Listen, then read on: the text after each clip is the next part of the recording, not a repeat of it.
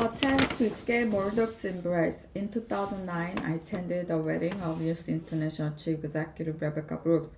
The ceremony took place by a lake at a country estate. I stood next to TV presenter Piers Morgan, while Paul Deck, Daily Mail editor, was a few yards away. Rupert Murdoch was closer to the action. David Cameron hung back up the slope.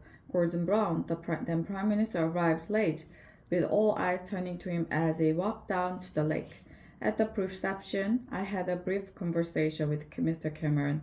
I said I hoped he would not win the upcoming election, but that if he did and if he wanted to act to improve political debate and standard in the press, I would support him. For some time, the journalist in me had known that the relationship between politics and the media was not serving the public, but it was my first-hand experience of this developing culture of abuse and negativity that convinced me Britain's press and 24-hour news were making it more difficult for elected leaders to govern. It's got worse, hasn't it? He said. I replied that he would be a much stronger prime minister were he to take office, not feeling he owed anything to the big media groups. At that point, Mr. Murdoch joined us, and we changed the subject. Perhaps we should not have done so. That we did, however, illustrated something of the dishonest at the heart of what are essentially political and commercial relationships. It is not easy to do what Ed Miliband, Labour leader, did last week, make himself an enemy of some of the media's most powerful forces. He was right that Labour got too close to News International, but he was also right that, given the media's bias against us, he knew why we tried to level the playing field. In my own defense, and as my diaries show, I argued for some years with Tony Blair that we needed to act on the culture of our media. At one point, he ticked me off, asking that I not make my views so obvious in front of Mr. Murdoch, his son James, and Lexington, then chief executive of News International ultimately. Mr. Blair thought the press had become a problem, but that given all our other priorities, people would not understand our taking them on. He also thought it would not look like revenge for the fact they had turned against us, and there were political considerations too. Trying to govern and win election is hard enough without the press being against you. I accept that for all of us, at times media support was something we courted at the expense of positions of political or media issues. But that trap has now been sprung. The latest revelations have forced the police, News International, and the government to act. The police will now be more vigorous. News International will continue with their kamikaze crisis management, which one day will be studied as a textbook case of how not to do it.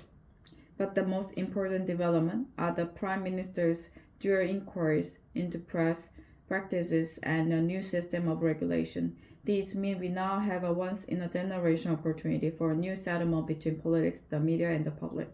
Nobody can argue that we have the press to deserve.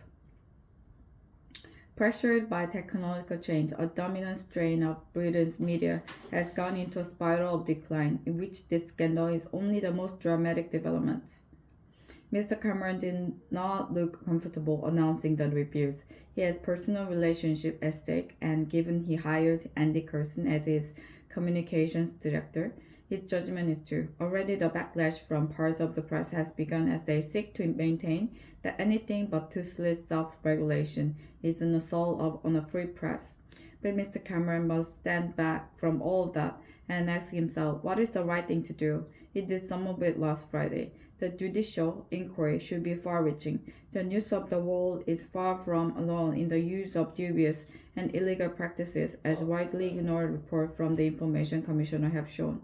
Parts of Britain's media reminds me of the trade unions before Mrs. Thatcher. They feel untouchable.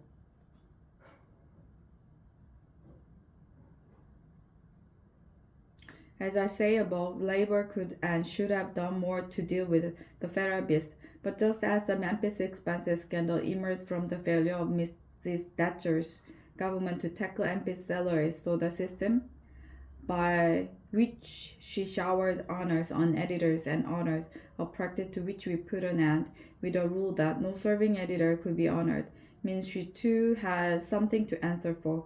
Whatever's the past, it is Mr. Cameron who must lead the country to a better place.